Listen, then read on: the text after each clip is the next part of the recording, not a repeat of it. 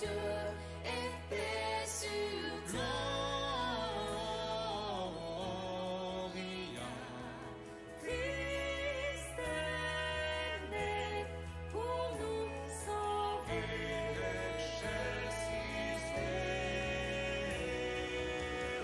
Alléluia, Maranatha, Jésus, j'élève ma voix, je chante pour toi, Jésus, hey, comment pourrais-je cesser de te louer, Jésus, sauveur, à toi l'honneur, yo.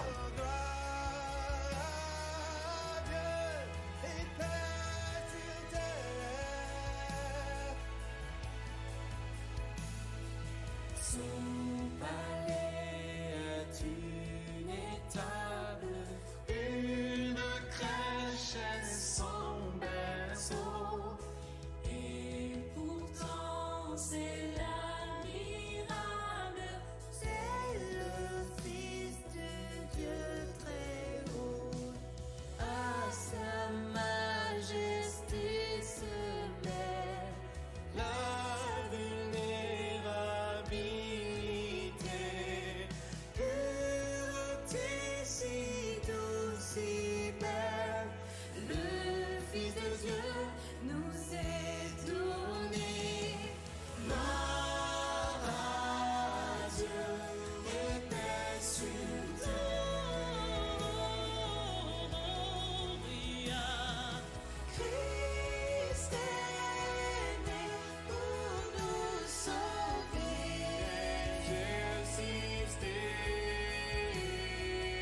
Avec vous, berger et mage, au pied de notre Seigneur, nous déposons nos hommages, nous lui donnons notre cœur. Tout son peuple sur la terre, dit avec nous prosterner.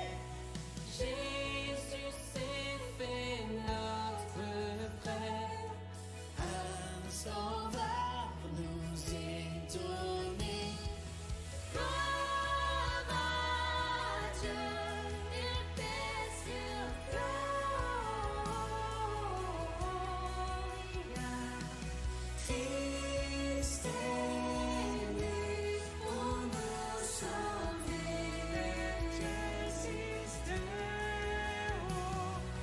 Gloire à Dieu et paix sur Gloria.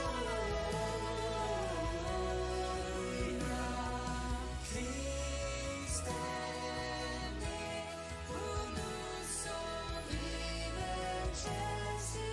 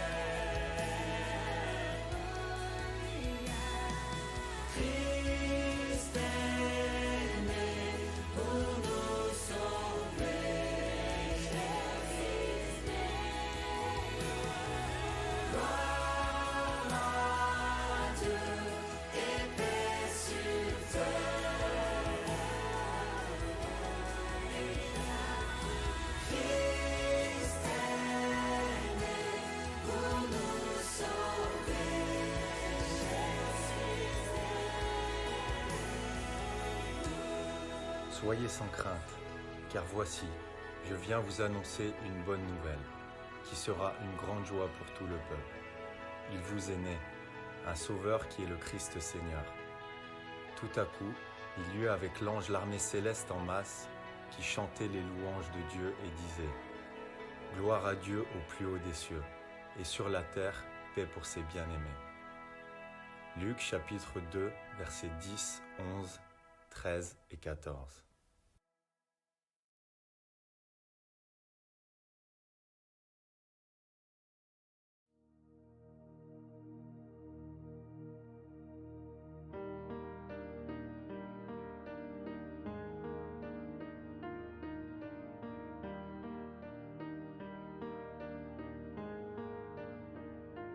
Ô peuple fidèle, Jésus vous appelle, venez, triomphant joyeux, venez en ses yeux. Ô peuple fidèle, venez voir le roi des cieux, que votre amour l'implore, que votre voix l'adore, et qu'elle chante encore ce don précieux.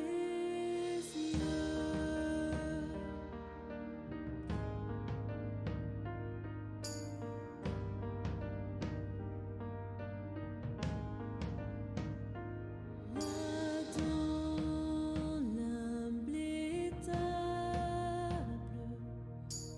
roi des misérables,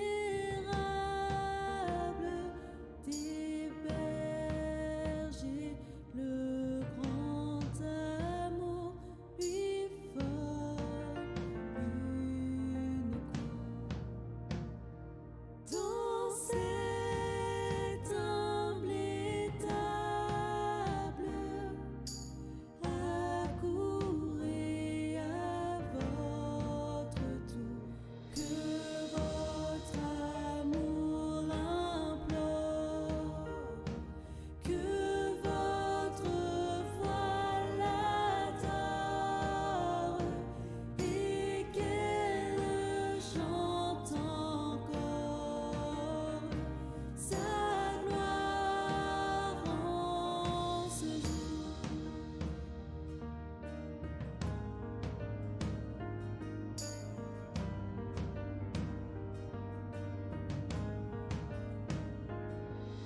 Esprit de lumière,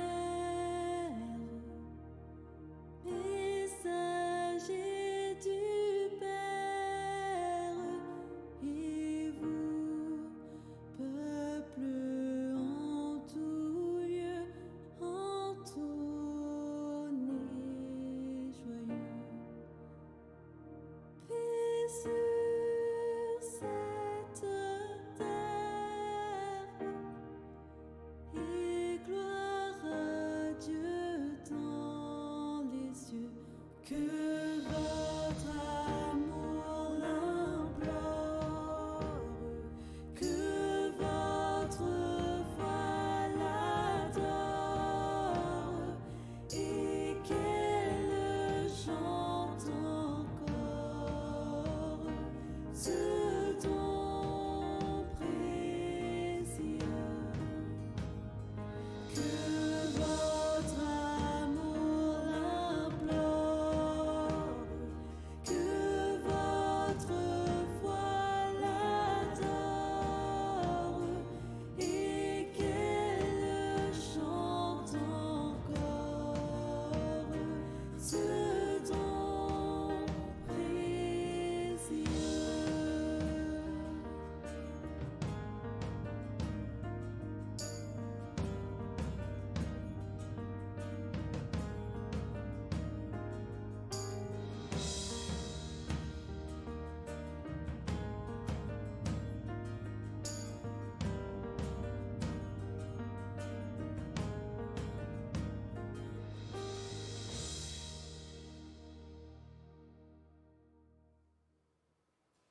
Voilà, ça y est, on commence. Il est pile poil 10 heures. c'est le Seigneur qui vous accueille dans sa maison. Et alors aujourd'hui, eh ben, j'ai la joie d'avoir Nicole dans le temple du Seigneur. Et, habituellement, le jeudi matin, Nicole, tu es avec Lydie. Sauf que hier, Lydie, elle a été hospitalisée. Elle est rentrée à l'hôpital pour l'opération qui aurait dû y avoir il y a 10 jours. Du coup, elle a lieu maintenant. En tout cas, elle était toute prête. Il y a une petite demi-heure, elle attendait impatiemment de pouvoir rentrer au bloc. On pense évidemment à elle. Et puis, du coup, ça nous permet d'avoir ta présence à toi, Nicole. Et donc, on bénit le Seigneur pour cela. Voilà. Et puis, Alain, fidèle à nos cultes du jeudi dans le temple. Germaine n'est pas avec nous. Parce que, peut-être qu'elle va venir, on va voir, mais sinon, on avait imaginé qu'elle n'allait pas venir cette semaine parce qu'elle se fait hospitaliser là, elle est opérée lundi, et donc du coup, elle va être un peu vigilante, notamment pour ne pas se choper le Covid, juste avant d'être opérée, et que du coup, il y aurait une annulation, je ne sais pas quoi. Un peu comme on a vu avec Lydie, où il y a eu la grosse fièvre juste avant, c'était pas le Covid, mais où du coup ça vient bousculer ce qu'on avait pu imaginer. Voilà. Il y a Nicole qui est connectée. Bonjour Nicole. Et puis tu nous dis qu'on a un frère togolais qui est connecté avec nous, Atsu. Donc on te salue, Atsu. Et Nicole Berger nous dit qu'elle prie pour Lydie et pour les chirurgiens. Voilà. Ok. Je vous propose d'invoquer le nom du Seigneur en prenant le psaume qu'on prend depuis le début du mois de janvier, qui est le psaume numéro 100. Je le prends dans la parole de vie parce que je trouve que c'est une traduction qui est assez audible. Tous les habitants du monde criez de joie pour le Seigneur. Tous les habitants du monde, criez de joie pour le Seigneur. Servez le Seigneur joyeusement, approchez-vous de lui dans la joie. Reconnaissez que le Seigneur est Dieu. C'est lui qui nous a fait, nous sommes à lui. Il est notre berger, nous sommes son peuple, nous sommes son troupeau. Entrez dans son temple en lui disant merci. Allez dans les cours du temple en chantant sa louange. Remerciez-le, rendez-lui gloire. Oui, le Seigneur est bon, son amour est pour toujours, et de génération en génération, il reste fidèle. Seigneur, oui, nous rentrons dans ta maison avec joie. Nous rentrons dans ta maison, comme le dit le psalmiste, pour t'adorer, pour reconnaître tout ce que tu as pu accomplir, pour reconnaître ta fidélité, ton alliance. Nous rentrons aussi dans cette maison avec nos propres supplications, Seigneur. On peut avoir le dos un peu chargé, on peut avoir différents mots, soi-même ou autour de nous. Et donc, Seigneur, on vient à la fois pour t'exprimer un grand merci, mais aussi pour faire monter vers toi. Nous t'en prions, s'il te plaît. Interviens, Seigneur. Interviens. Hosanna, on a besoin de toi, on a besoin de ton salut, Seigneur. Pas simplement la vie éternelle, on a besoin de vivre, d'avoir du sens. Ici-bas, on a besoin de retrouver du sens à nos existences. Et donc, on a besoin de vivre le salut dès à présent. Seigneur, nous te remettons cette journée. Nous te supplions pour tous ceux qui se sont levés pour se mettre à l'ouvrage et participer à la vie de nos villes, de notre pays, tous ceux qui participent avec toi au fonctionnement de cette terre. Nous te rendons grâce, Seigneur, d'avoir insufflé la vie. Et dès à présent, nous te remettons, Seigneur, ceux que tu as rappelés à toi. Seigneur, guide-les jusque dans ta demeure devant ton saint trône.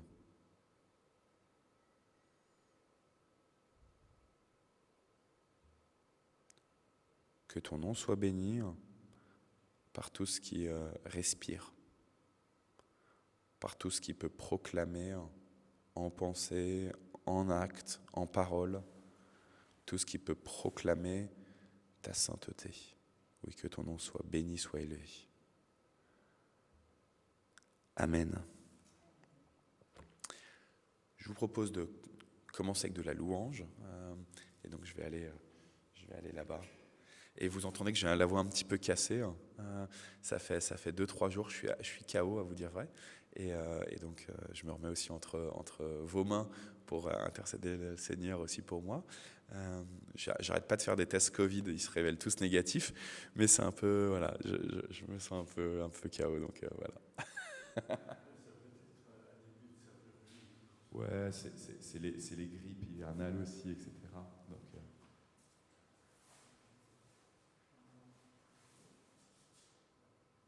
on va commencer avec un chant que les Hubert nous avaient fait, qui est un chant pour les enfants au départ. Mais voilà, on l'a chanté déjà plusieurs fois pendant le culte. Bonjour les enfants, bienvenue à ce temps spécial pour vous, c'est vraiment votre moment de culte. On veut, nous en tant que famille Hubert, vous introduire dans le temps de louange et voilà, on voudrait vous apprendre un nouveau chant qui s'intitule « Qui est le roi de la jungle ». Il y a des petits gestes que vous montreront Joshua et Noam, donc vous les suivez et puis on va le faire plusieurs fois pour que vous puissiez bien l'apprendre. Voilà, qui est le roi de la jungle.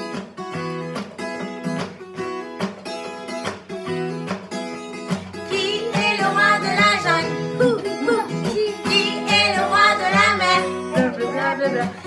est le roi de l'univers et qui est donc mon roi? C'est J-E-S-U-S, Jésus! Il est le roi de la terre, il est le roi de l'univers et de ma vie entière. Qui est le roi de la jungle? Qui est le roi de la mer? Qui est le roi de l'univers et qui est donc mon roi? C'est J-E-S-U-S, Jésus! Il est le roi de la terre, il est le roi de l'univers et de ma vie entière.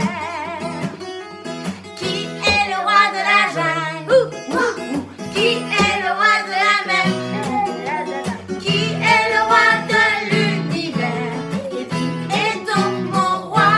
C'est J-E-S-U-S, Jésus!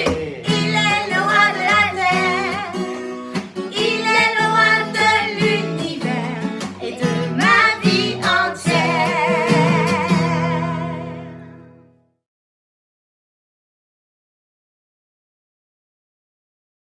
Mon seul abri, c'est toi. Toujours mon cœur te chantera, car tu me délivres.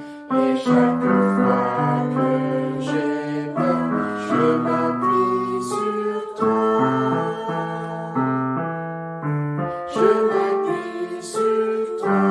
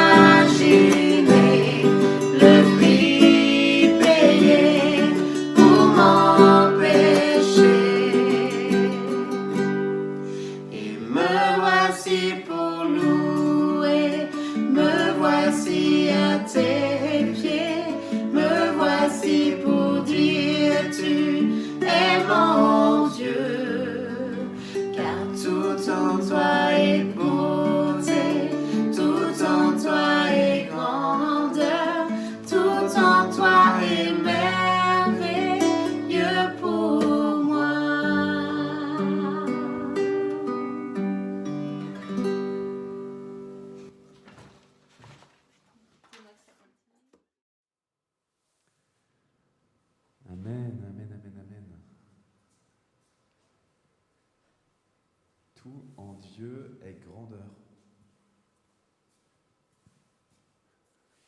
Tout en Dieu est beauté, bonté. Waouh. Tout, absolument tout. Et même, il y a quelques jours de cela, je relisais le livre de Job, et même dans cet échange là-haut, dans le trône, devant le trône, avec tous les anges et la présence de Satan, même là, tout en Dieu est beauté et bonté. Les projets du Seigneur, ils sont extraordinaires et ils vont au-delà de ce qu'on peut même imaginer. Et c'est beau. Et c'est beau parce que c'est Dieu. C'est beau et c'est bon parce que c'est Dieu. Et alors que là, on vit une situation quand même compliquée en termes de relations humaines, dans les tensions entre les uns et les autres, dans les entreprises, au niveau politique, avec cette présidentielle en France qui avance, j'avais une paroissienne de la première paroisse où j'étais pasteur dans le 19e, qui était une burkinabèse, avec là ce qu'on a entendu du Burkina, avec tout à l'heure on va mettre la vidéo que Porte Ouverte a sortie pour l'index mondial de persécution qui est sorti la semaine dernière, mercredi dernier. J'en avais parlé lors du culte du jeudi et lors du culte du dimanche. Là, on va regarder la vidéo, elle dure 10 minutes, mais on va quand même prendre le temps pour la regarder avec les 5 pays qui persécutent le plus les chrétiens, et notamment la Corée du Nord qui a été détrônée, malheureusement, parce qu'en fait en Corée du Nord c'est toujours aussi compliqué, mais c'est parce que celui qui était numéro 2 persécute encore plus, et c'est l'Afghanistan. Mais malgré tout ce qui se passe ici-bas sur cette terre, nous, Église, on vient proclamer « Tout en toi, Seigneur, est beauté, est bonté, est grandeur, est merveilleux pour nous ». Dans la chanson, on dit « pour moi », mais en fait, c'est pour nous. Dieu, il voit plus large, plus grand que chacun d'entre nous. Et en même temps, justement, parce qu'il voit plus large, plus grand, il regarde chacun d'entre nous. Et il a besoin de chaque membre de cette humanité que nous représentons. Je relis le psaume numéro 100, et alors qu'on est un peu médité autour des versets 1, 2 et 3 les jeudis précédents, aujourd'hui on va méditer autour du verset numéro 4. Et tout à l'heure, je l'ai lu dans la Parole de vie. Je vous ai dit, c'est une traduction que j'aime bien utiliser parce que je la trouve très audible. Là, je vais vous la lire dans la traduction Nouvelle Bible Second. Et puis, donc, tu as une Bible, Alain, qui s'appelle la Bible juive complète. Et donc, on pourra aussi écouter ce psaume numéro 100. Je t'amènerai le micro. Comme ça, les frères et les sœurs qui sont connectés avec nous, ils pourront entendre aussi dans cette Bible juive complète, cette traduction-là aussi, le psaume numéro 100. Alors, je vous le lis dans la NBS d'abord. Psaume de reconnaissance. Acclame le Seigneur, terre entière. Servez le Seigneur avec joie. Entrez en sa présence avec des cris de joie. Sachez que le Seigneur est Dieu. C'est lui qui nous a fait et nous lui appartenons. Nous sommes son peuple, le troupeau qu'il fait paître. Entrez par ses portes avec reconnaissance. Entrez dans les cours de son temple avec des louanges. Célébrez-le, bénissez son nom. Car le Seigneur est bon, sa fidélité est pour toujours, sa constance de génération en génération. Amen. Donc je t'amène le micro.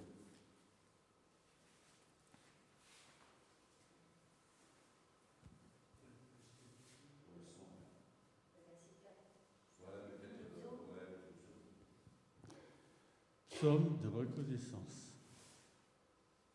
Que toute la terre pousse des cris de joie à Adonai. Servez Adonai avec bonheur. Entrez dans sa présence avec des chants de joie. Sachez qu'Adonai est Dieu. C'est lui qui nous a fait et nous lui appartenons. son peuple, le troupeau de son pâturage. Franchissez ses portes avec reconnaissance. Entrez dans ses parvis avec louange. Rendez-lui grâce et bénissez son nom. Car Adonai est bon, sa grâce dure à jamais, et sa fidélité dure de génération en génération. Amen. Amen. Je ne sais pas, Alain, si tu as fait tout un travail de recherche sur la question de la porte.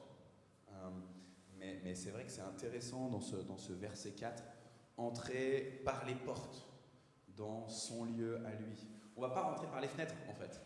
C'est ça que ça veut dire.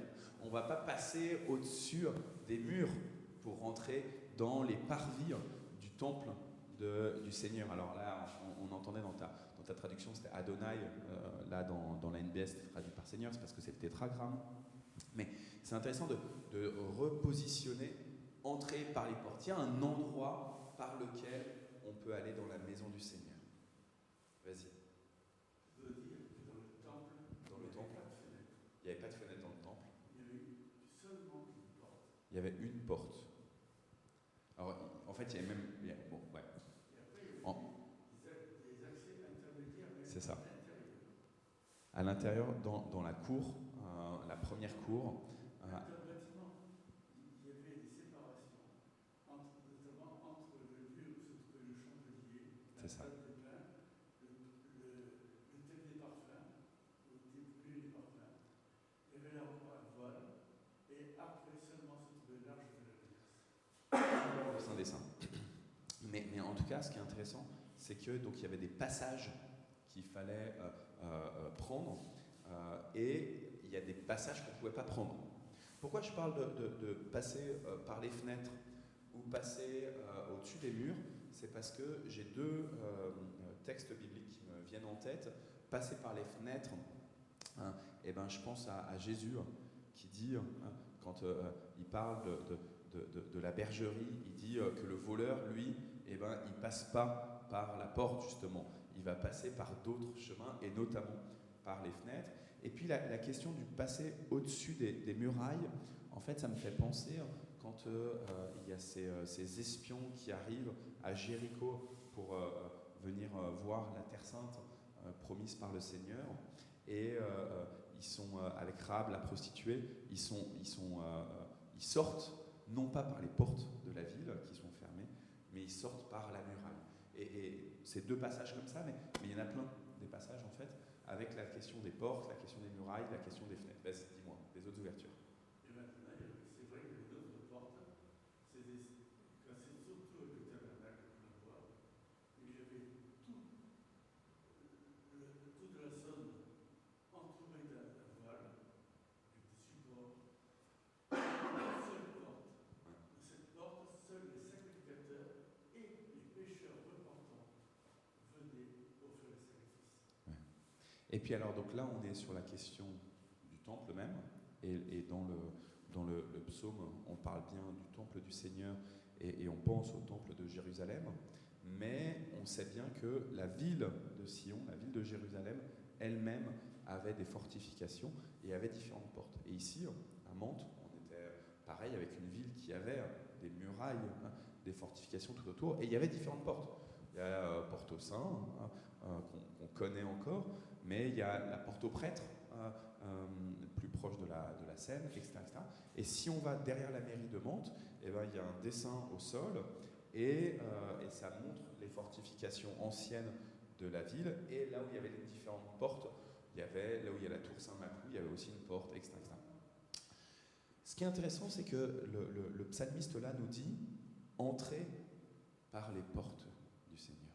Ne passez pas n'importe où, n'essayez pas de passer par un endroit qui n'est pas prévu pour rentrer là où le Seigneur veut vous mener. Et tout à l'heure, j'ai parlé en parlant de porte, et je rebondissais sur ce que tu disais, Alain, je parlais de passage. Ce qui est évidemment intéressant en parlant de passage, c'est qu'on repense à ce que les Hébreux ont fait en sortant de l'Égypte, de la maison de servitude, et qu'ils sont partis vers la terre promise. Et ben ils sont passés.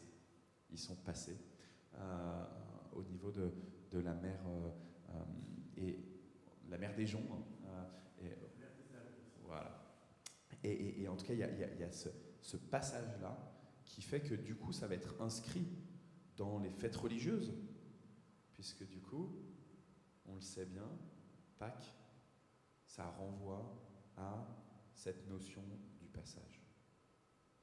Et du coup, nous, en tant que chrétiens, passez par les portes, entrez par les portes, ne prenez pas un autre chemin pour aller dans le temple du Seigneur. Ça renvoie fondamentalement, en tout cas là pour moi dans notre méditation ce matin, ça renvoie fondamentalement à la Pâque et à celui qui est la Pâque, à celui qui est l'agneau, celui qui est le passage. Alors je disais tout à l'heure, Jésus dans l'évangile selon saint Jean, il va dire je suis ceci, je suis cela, etc. Et il va notamment dire qu'il est la porte de l'enclos pour les brebis de la bergerie. Et il est cette porte-là qui est nécessaire à Pâques, avec la mort, le sacrifice, le sang versé. Il est le passage nécessaire pour pouvoir entrer vraiment dans le temple du Seigneur. Vas-y. Et c'est pour ça que Paul, dans la l'épître à Timothée chapitre 2, Paul, Timothée 2. il n'y a qu'un seul médiateur entre Dieu et les hommes, Jésus-Christ, homme. Et donc il n'y a qu'un seul médiateur, et c'est le Christ homme, le Christ crucifié du coup, puisque le Christ homme, c'est celui justement qui est sur la croix. Même si tout à l'heure on parlait, toi et moi, avant le début du culte, des différentes natures du Christ, et que je disais qu'elles étaient entremêlées, et qu'on peut difficilement dire, sur la croix, il n'y aurait que Dieu, que Christ homme qui est mort. C'est aussi Christ Dieu, Fils de Dieu qui meurt sur la croix, mais n'empêche que c'est sa chair qui avec son sang, qui est versée sur la croix. Et c'est intéressant parce que du coup, si on veut rentrer dans le temple du Seigneur, donc là où il y a la présence du Seigneur, tu parlais du Saint des Saints, si on veut rentrer dans cette habitation de Dieu, il faut passer par la bonne porte, il faut passer par Pâques, il faut passer par Christ crucifié, mort pour nous. Et ça, c'est intéressant parce que ça veut dire que, en fait, il y a une disposition pour rentrer dans le temple du Seigneur. Alors là, nous, on est dans un temple. Nicole et il y a Wella aussi qui est connecté. Je vois Robert, Roselyne. Nous, je ne sais pas où vous êtes, je ne pense pas que vous soyez dans un temple, mais en tout cas, nous, là, on est dans le temple de Mantes. On peut imaginer, c'est ça le temple du Seigneur. Ok, et il y a une porte en effet là il y a une porte, là il y a une porte. Mais en réalité, le temple du Seigneur est appelé à être le monde entier. Mais du coup, de quelle manière est-ce que je rentre dans le temple du Seigneur qui est le monde? Par quelle porte? Quelle porte? Dans quelle disposition d'esprit, de cœur, je me mets pour entrer dans le monde en me disant c'est le temple de Dieu. C'est là où Dieu m'appelle de vivre en pleine communion avec lui. Et on a entendu aussi dans le psaume numéro 100, ce verset 4, entrer dans le temple par ces portes-là pour exprimer votre joie, votre action de grâce à Dieu. Comment est-ce que j'ai envie de vivre dans ce monde en le considérant comme le temple du Seigneur, en passant par Christ, en passant par la bonne Pâque, pour pouvoir vivre joyeusement mes journées. On a l'habitude en christianisme, malheureusement, de mettre trop en avant tous les malheurs du monde et l'état pécheur du monde. Et de dire que le monde est mal, le monde est rempli, et même sous la coupe du malin, du Satan. Et on l'a tellement fait que du coup on a créé une opposition nous-mêmes dans la vie ici-bas, la vie terrestre, et qui est dure, et la vie éternelle qui est pleine de joie. Mais le psaume 100 nous dit pas entrer dans le temple du Seigneur, le temple céleste seulement. Il nous dit entrer dans le temple ici-bas. Et je vous ai dit, le temple dont parle le psalmiste à mes yeux, c'est au départ bien sûr que c'est le temple de Jérusalem, mais pour nous, chrétiens, où le voile du temple s'est déchiré au moment de la mort du Christ. Le temple du Seigneur, c'est le monde entier. Et dans ce monde entier, comment est-ce qu'on peut vivre la joie? La vraie joie. Celle qu'on aura tout le temps là-haut, mais on peut déjà y participer, on peut déjà la recevoir ici-bas. Regarde, vas-y, Nicolas. Paul dit bien, réjouissez-vous toujours. Réjouissez-vous. Toujours. Ouais, Je toujours. le répète, réjouissez-vous toujours. Et je le répète, il dit. Il insiste sur ce côté. Allez-y, quoi. Et je pense pour moi même que c'est comme un commandement de la part de Paul quand il nous dit ça de la part de Dieu. Allez-y, quoi. Réjouissez-vous. C'est pas facile de vous réjouir. Lui, il y a des moments où il est en prison. Hein, mais il dit, et notamment quand il écrit cette lettre aux Philippiens, hein, mais il dit, allez-y, quoi. Réjouissez-vous, toujours. Je le répète, réjouissez-vous. Ouais. Parce que la disposition de cœur de Paul est que malgré les enfermements qu'il peut y avoir dans ce monde, malgré les limites, malgré les servitudes qu'il peut y avoir dans ce monde, et il nous appelle à rester dans la liberté qu'on a reçue par Christ et à ne pas retomber sous la coupe de la servitude, mais c'est une réalité. Il y a des lieux d'esclavagisme spirituel dans ce monde. Et bien, malgré tout ça, réjouissons-nous. Et la joie du Seigneur est notre force. Et la joie du Seigneur est notre force. Merci, Nicole.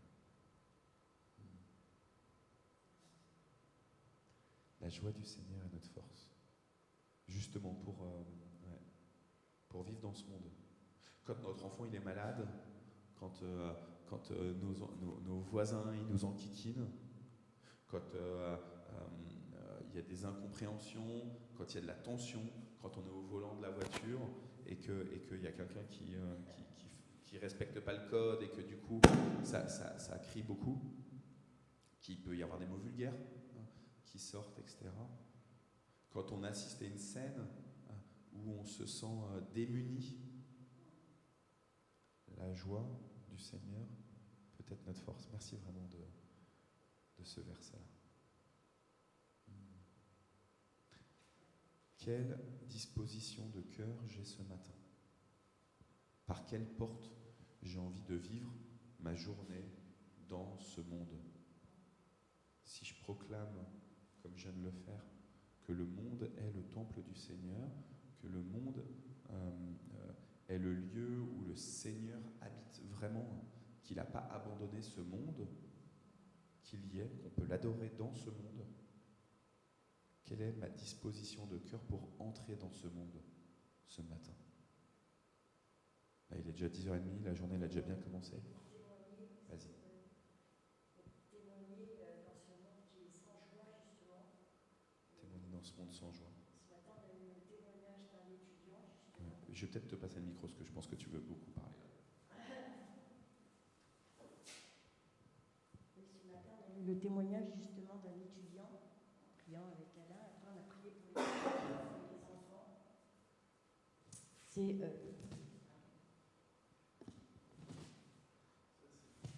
des événements qui peuvent nous arrêter. Avez-vous déjà vécu ce genre de moment dans votre vie où lorsqu'un événement difficile surgissait, il était quasiment suivi d'une autre mauvaise nouvelle?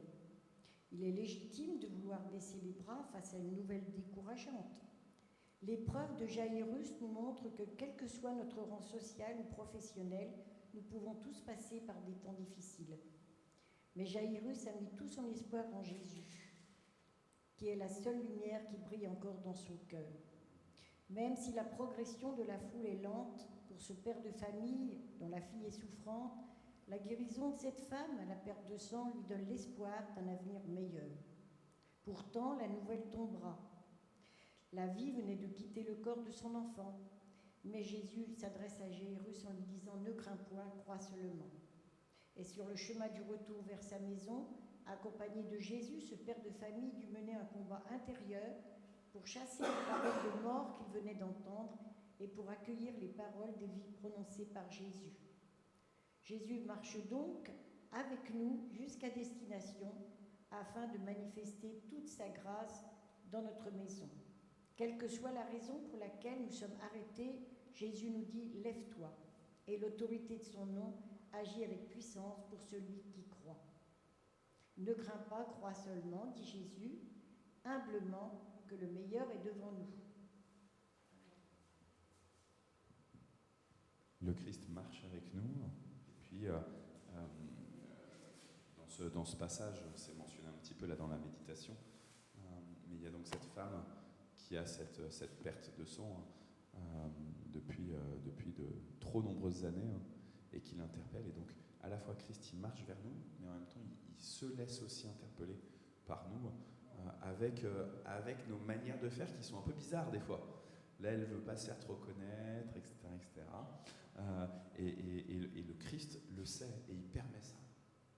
Il permet qu'on puisse venir avec nos profils variés pour venir devant lui et lui dire aussi « Seigneur, viens chez moi ». Et ça, c'est une des deux résurrections, la fille de Jairus, l'autre résurrection étant le frère de Marthe et de Marie, Lazare.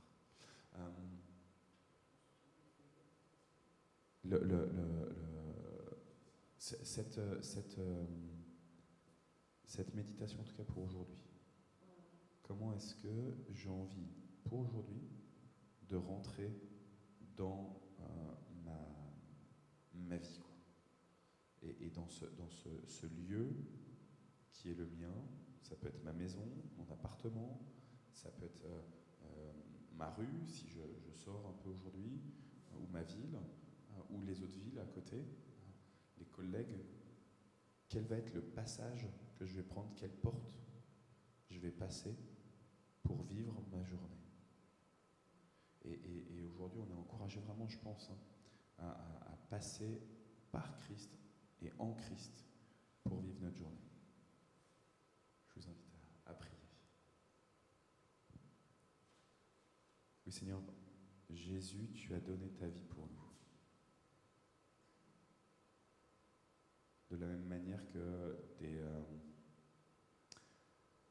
des animaux ont pu être sacrifiés dans les temps anciens pour faire monter un sacrifice de bonne odeur envers ton Père, notre Père, c'est toi qui t'es donné sur la croix comme sacrifice pour que nous puissions être remis dans une juste relation, une relation plus équilibrée avec ton Père, notre Père. Oui, Seigneur, tu as répandu ton sang sur les portes qui nous entourent, pour que l'ange de la mort ne vienne pas avec son pouvoir sur nos vies. Seigneur, ici-bas dans ce monde, il y a la mort, il y a la maladie, il y a la haine, il y a l'affliction, il y a la dépression. Dans ce monde, Seigneur, on a tendance à broyer du noir, à être pessimiste. Et pourtant, tu as donné ta vie, pour que nous puissions entrer dans ce monde joyeusement, pour célébrer tes hauts faits. Alors nous t'en supplions pour aujourd'hui, pour demain, pour le reste de la semaine, pour même les semaines à venir. Donne-nous la disposition de cœur. Nous te supplions d'envoyer ton esprit sur nous. Donne-nous la disposition de cœur pour chaque jour invoquer le Christ pour entrer dans le monde, entrer dans notre journée.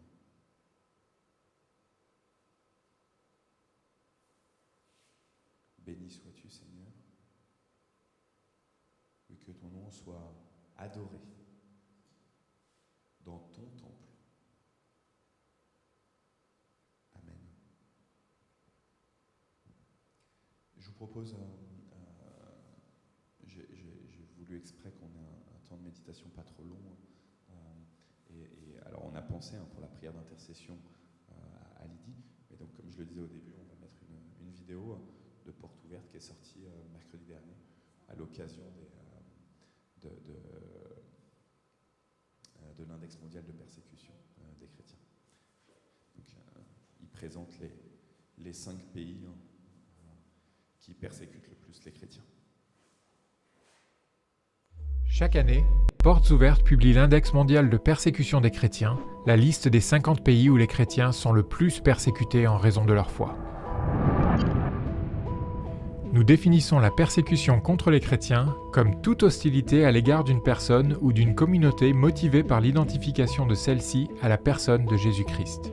Nous identifions 4 catégories de chrétiens qui peuvent subir une persécution différente dans le même pays. Les communautés historiques et traditionnelles, catholiques, orthodoxes, protestants, les communautés non traditionnelles, baptistes, évangéliques, pentecôtistes, les chrétiens expatriés, dont la situation diffère souvent de celle des autochtones, les convertis issus d'un autre arrière-plan religieux, souvent contraints de vivre leur foi en secret et parfois non rattachés à une dénomination d'église. La persécution peut prendre la forme d'actes violents, persécution marteau, mais aussi de discrimination et d'un climat d'intolérance vécu au quotidien, persécution étau. Elle peut également grandement varier d'une région à l'autre au sein d'un même pays et avoir des origines différentes. L'État, les groupes terroristes, la famille. Ce qui explique pourquoi des pays à majorité chrétienne peuvent aussi se retrouver dans l'index. En 2022, plus de 360 millions de chrétiens sont persécutés dans le monde. 5 898 chrétiens ont été tués en raison de leur foi, soit une augmentation de 24% par rapport à l'index 2021. 5 110 églises ont été ciblées par des attaques, des perquisitions ou des fermetures abusives, et 6 175 chrétiens ont été ou sont encore détenus de manière arbitraire en raison de leurs croyances. Quels sont les pays où la persécution a le plus augmenté ? Le Myanmar, qui monte de 6 places dans le classement 2022.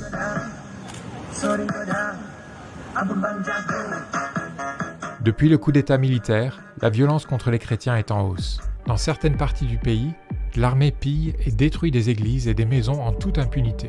Les militaires craignent que les rassemblements de chrétiens servent à l'opposition. Dans certaines régions, de nombreux chrétiens ont été contraints de fuir.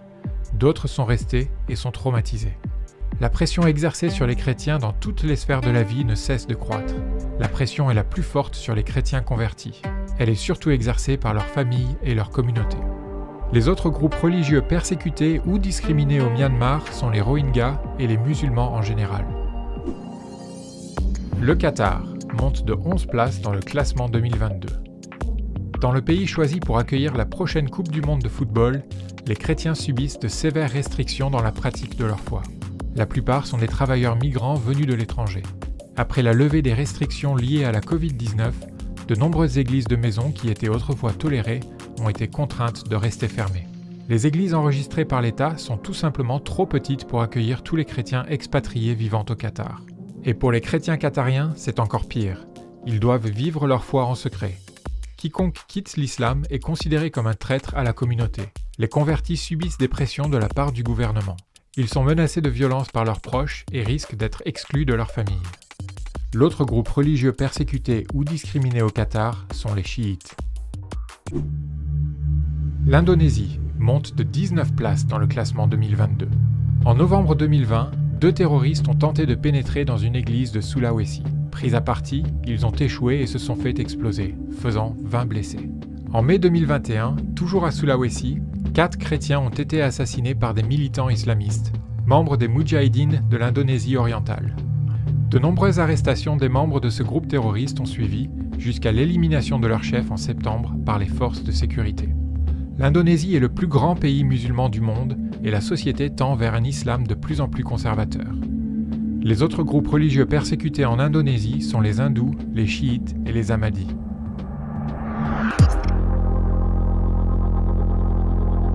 En 2022, quels sont les 5 pays les plus dangereux pour les chrétiens ? Numéro 5, le Yémen. Cela fait des années que le Yémen est en proie à une crise humanitaire terrible. L'aide d'urgence, vitale pour une grande partie de la population, est principalement distribuée aux musulmans pieux par l'intermédiaire des mosquées locales. Les chrétiens sont donc exclus de cette aide.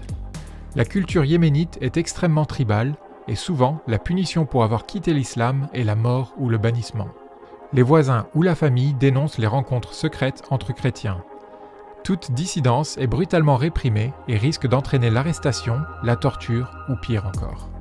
À une pression déjà extrême dans la vie quotidienne s'ajoute une augmentation des faits de violence contre les chrétiens, faisant grimper le Yémen à la 5e place de l'index 2022.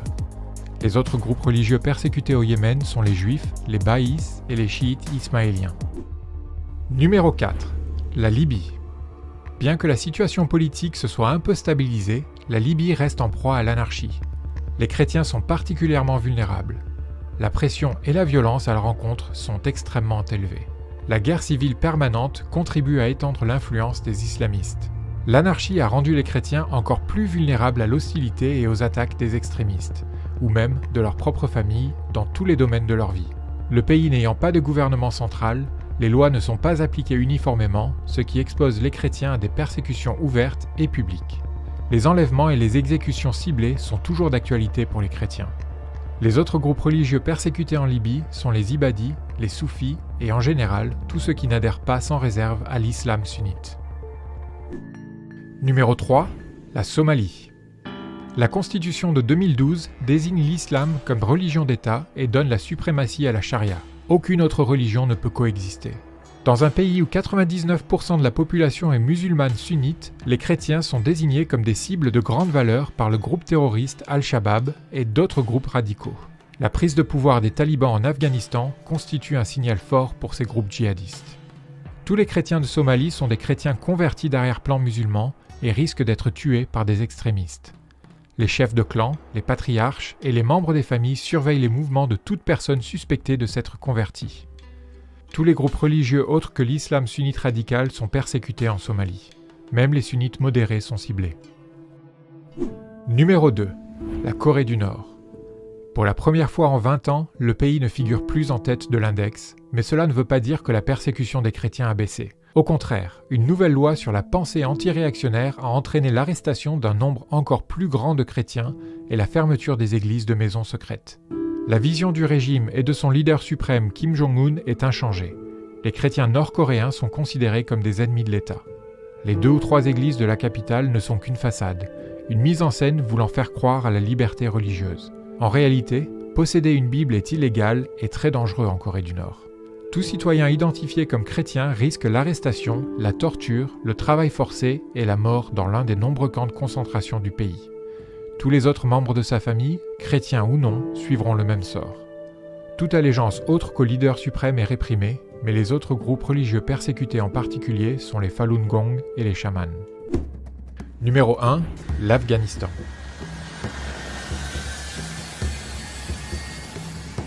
Pour la première fois depuis la création de l'index, l'Afghanistan dépasse la Corée du Nord et prend la première place du classement.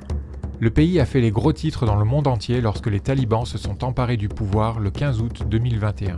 De nombreux Afghans ont fui le pays avant que leur liberté ne soit supprimée. Les chrétiens, eux, n'avaient pratiquement plus de liberté à perdre puisque la prise de pouvoir des talibans a renforcé une tendance qui était déjà présente, même lorsque les troupes internationales étaient encore dans le pays. La persécution des chrétiens en Afghanistan s'aggrave. Les chrétiens se cachent, ce sont pratiquement tous d'anciens musulmans convertis au christianisme et ils courent le risque d'être tués par les extrémistes ou par leur propre famille en raison de leur changement de foi. L'Afghanistan n'a plus d'église officielle depuis près de 50 ans. La prise de pouvoir des talibans a entraîné la dissolution d'un grand nombre, voire de la plupart des églises de maison qui étaient présentes dans le pays. Toutes les autres minorités religieuses sont persécutées en Afghanistan, et en particulier les chiites, les hindous et les sikhs.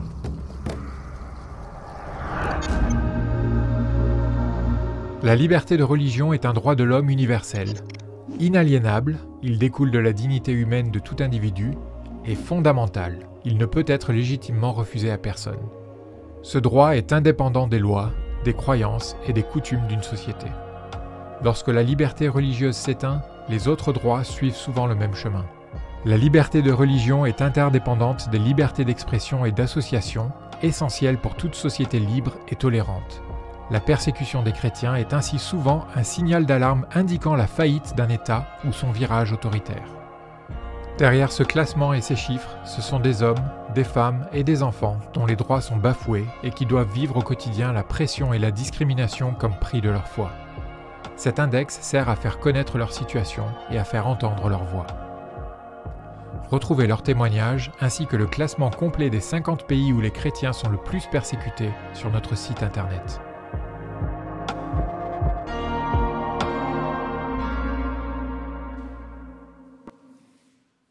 Voilà, ça nous donne plusieurs sujets de prière que cet index mondial qui est sorti il y a une semaine.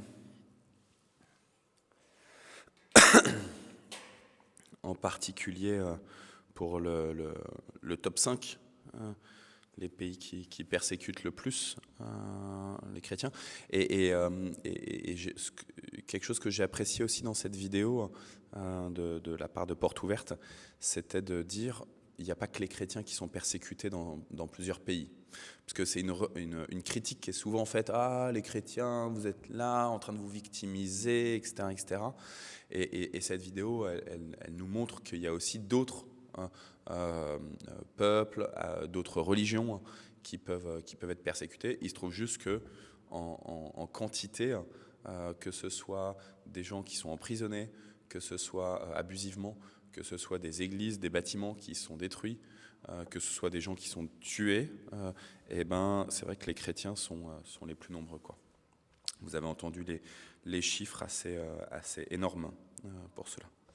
Je vous redis juste donc le top 5 des pays qui persécutent le plus les chrétiens. Je suis désolé Nicole, je vois que tu dis qu'on n'entendait pas bien. J'espère que c'était par rapport à la vidéo. Je suis désolé si... ou alors c'était dans le micro tout à l'heure.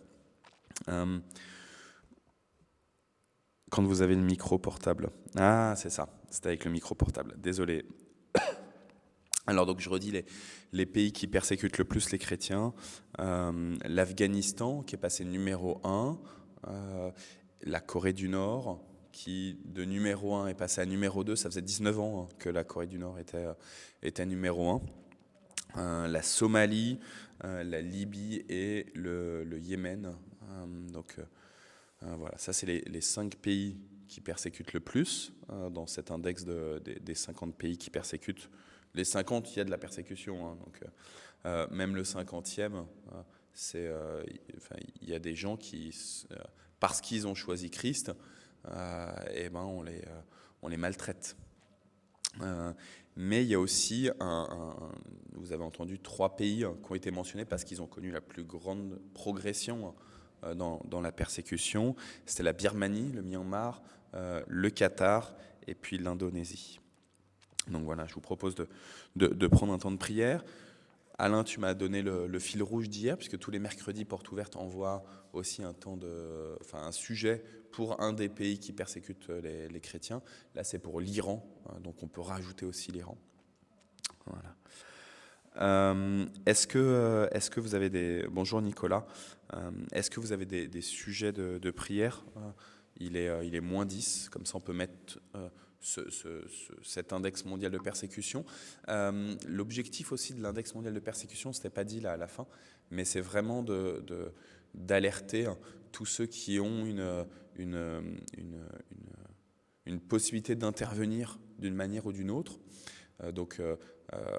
La semaine prochaine, ou surprochaine, je ne sais plus, début février, il va y avoir une présentation à l'Assemblée nationale de l'index mondial de persécution. Et donc, on est invité à écrire à notre député en lui disant, voilà, il y a ça, il y a la date. Vous avez toutes les informations sur le site porteouverte.fr, portesouvertes.fr, c'est tout au pluriel. Et notamment, il y a un truc qui est avec marqué prévenir votre député, ou je ne sais plus comment. Il y a une lettre type même, etc. Il y a tout ce qu'il faut. C'est assez facile. On peut faire par mail, on peut faire par voie postale. Voilà. On prie pour Lydie aussi. Le fils d'Andriane Yeikou, parce que ouais, ça va toujours pas mieux. Hein. Il a essayé la semaine dernière de retourner à l'école, hein, et c'était quand même pas fameux. Hein. Donc ouais, priez pour Niaikou, pour Germaine, pour l'opération aussi de Germaine. Je pense qu'on peut prier aussi pour, je l'ai mentionné au groupe de prière de mardi, pour Olivia, cette amie de Nathalie Monod, qui a un cancer généralisé, notamment au cerveau, qui est une jeune maman. Donc voilà, c'est un peu compliqué. Donc Olivia. Nicole Berger, donc pas Nicole Dumont. On peut prier aussi pour Johnson, pour ton chéri, pour les entretiens pour le travail. Voilà. N'hésitez pas à l'écrire dans les commentaires. Je vous propose de prier.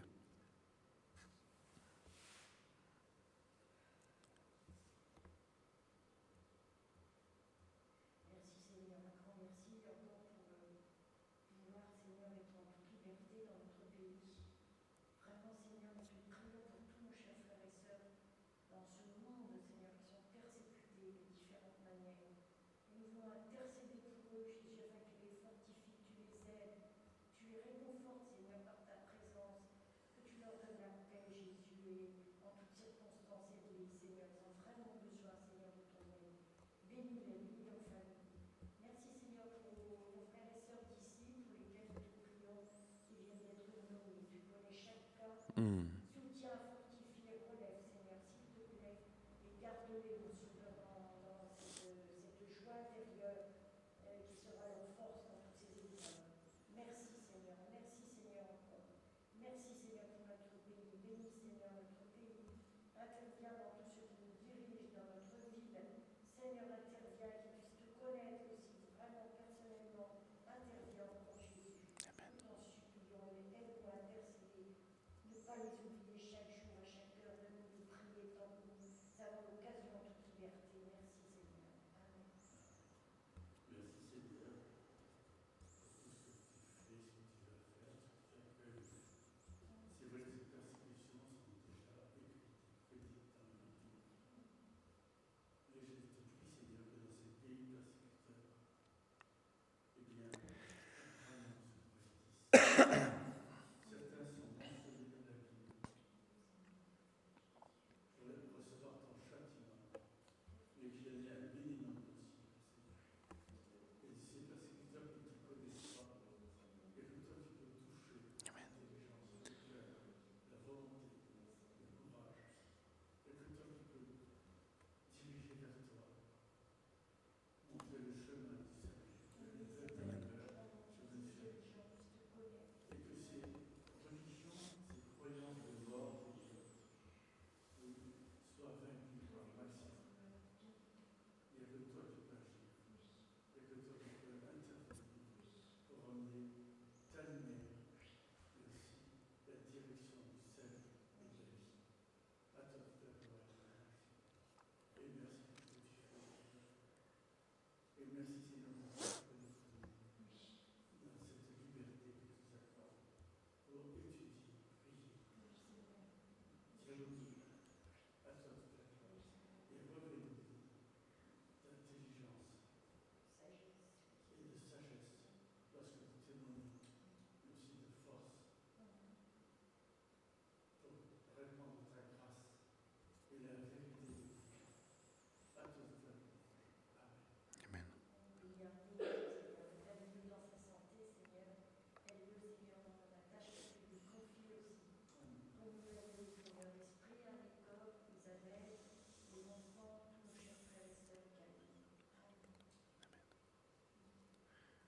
Et Seigneur, on a entendu tout à l'heure, à la fois dans le chant et dans le psaume numéro 100, que tu es digne de louange, que tu es fidèle, que tout est merveilleux par toi, pour toi, en toi, que tu es beau, Seigneur, et on te demande que cette splendeur, elle rejaillisse sur toutes ces personnes, tous ces individus qu'on t'a mentionnés. On te supplie pour pour la recherche de travail de certains, dont Johnson. On te supplie pour la santé physique, pour Nyaiku, pour Lydie, pour Germaine, pour moi-même, pour tous ceux qui sont à l'heure actuelle confinés chez eux à cause de ce virus dont on parle tant. Pour tous ceux qui ne trouvent pas de sens à leur vie, Seigneur. Tous ceux qui cherchent désespérément un sens dans des addictions qui finalement les éloignent de toi. Tous ceux qui pensent qu'elles vont pouvoir trouver par elles-mêmes avant de se laisser trouver par toi. On te rend grâce, Seigneur, d'avoir livré Christ sur la croix, et on te supplie pour tous ceux qui annoncent l'Évangile, les évangélistes de rue, les évangélistes dans les églises, les évangélistes dans tous les milieux possibles. On sait, Seigneur, qu'il y a une grande créativité pour annoncer l'Évangile dans les groupes de maison. Donc, on te rend grâce, Seigneur, pour tous ces ouvriers, toutes ces servantes et ces serviteurs que tu utilises pour amener des individus à toi. Ils sont tes créatures, Seigneur, et on sait que tu les cherches et que tu les aimes et que tu veux leur faire du bien. On a réentendu le verset « Réjouissez-vous », je le répète, « Réjouissez-vous dans le Seigneur ». Donc on te supplie, Seigneur, pour tous ceux qui sont désespérés, tous ceux qui sont tristes autour de nous, et on te demande, viens mettre de la joie dans leurs entrailles, Seigneur, et que cette joie, elle puisse rejaillir. Et puis, Seigneur, en particulier, on te prie pour les sœurs et les frères qui sont persécutés en raison de leur foi en toi. Et on te demande de les stabiliser dans leur foi en toi, justement, malgré les persécutions, et de voir comment toi tu amènes d'autres à se convertir à travers ces persécutions, justement, Seigneur.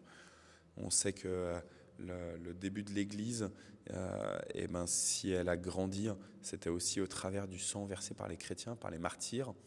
Donc on te supplie, Seigneur, pour que les souffrances, les afflictions diverses des frères et des sœurs qui sont persécutés aujourd'hui, en 2022, ça peut porter du fruit de conversion. Donc on te supplie pour tous ceux qui, à l'exemple de Saül, Paul, vont finalement entendre parler de toi et vont être utilisés par toi alors qu'ils étaient persécuteurs. On te supplie pour les bourreaux, Seigneur. Et ensemble, nous te disons la prière que ton Fils nous a enseignée. Notre Père qui es aux cieux, que ton nom soit sanctifié, que ton règne vienne, que ta volonté soit faite sur la terre comme au ciel. Donne-nous aujourd'hui notre pain de ce jour. Pardonne-nous nos offenses, comme nous pardonnons aussi à ceux qui nous ont offensés. Et ne nous laisse pas entrer en tentation, mais délivre-nous du mal, car c'est à toi qu'appartiennent le règne, la puissance et la gloire, pour les siècles des siècles. Amen. Là, il est 11h01, on est presque pile poil à l'heure. Que le Seigneur vous bénisse. 11h02, me dit Jonas, qui est avec nous, puisque sa maîtresse, elle est covidée, donc du coup, il est aujourd'hui à la maison. Voilà. Que le Seigneur vous bénisse, à vous qui êtes en présence dans ce temple de Mantes-la-Jolie, à vous qui êtes dans le reste du temple du Seigneur, qui est le monde. Que le Seigneur vous fortifie, qu'il vous donne l'occasion de passer à travers ses portes à lui, à travers la porte qu'est Christ. Amen. Tu veux donner la bénédiction ? Ouais, vas-y. Ah, je ne l'ai pas écrit, donc tu lèves les mains et tu dis que le Seigneur vous bénisse. Vas-y. Que le Seigneur vous bénisse. Amen. Amen.